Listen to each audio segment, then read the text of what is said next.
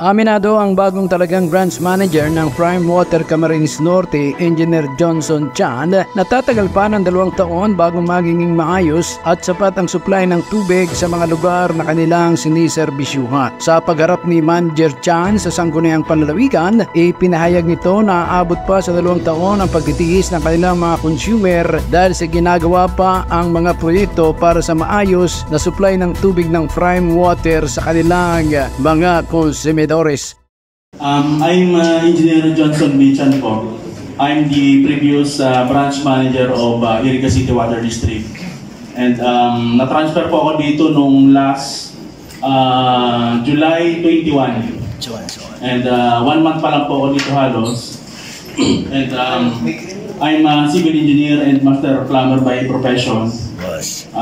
Taga Naga City po ako. We have here po the PowerPoint presentation of CNWD, PWC, and Network Map. Makikita po natin dyan yung mga sources po natin and yung mga distribution lines po natin. So, ang main sources po natin is comprises ng 4 streams, which is located po sa Labo. And we have 4 deep wells. And as well as the surface water, yung sa may sa DFF po, sa Dagototan. So, yun po yung ating mga sources na nagsusupply sa 7 municipalities po dito sa Cam Norte.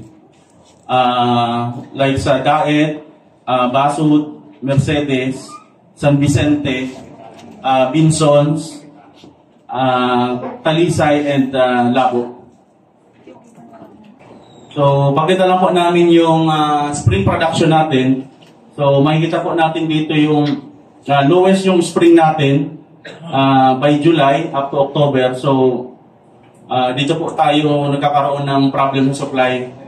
Though meron kaming mga projects po na need na ipa-implement para ma-augment or ma-resolve yung kakulangan natin sa supply kapag dumarating itong lean season po. Partikular na binanggit ng bagong branch manager ng Prime Water ang kasalukuyang ginagawang water treatment plant sa Barangay Dagot Duta na makatutulong sa pagkakaroon ng sapat na supply ng tubig kahit malabo ang Mampurog River dahil sa malakas na pagulan dulot ng sama ng panahon. Gayon din, ayon kay Chan, ang planong gagawin na bagong source ng hinuming tubig sa Matugdon River sa Labo na ngayon ay pinoproseso na ang permit sa National Water Resource Board. Basta ang minimum po namin is 0 to 10. So kung meron siya consumption ng say 7, ang babayaran po nila is minimum pa din. 0 to 10. 0 to 10. Opo.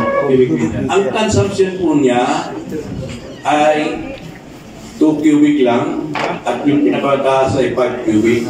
Pero siningil po siya ng 270. Yung mga kababayan po natin ay hirapan po doon sa mga singil po ninyong yun.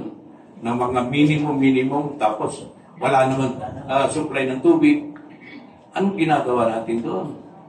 Kita na po ninyo yun. Ano? Profit na po ninyo.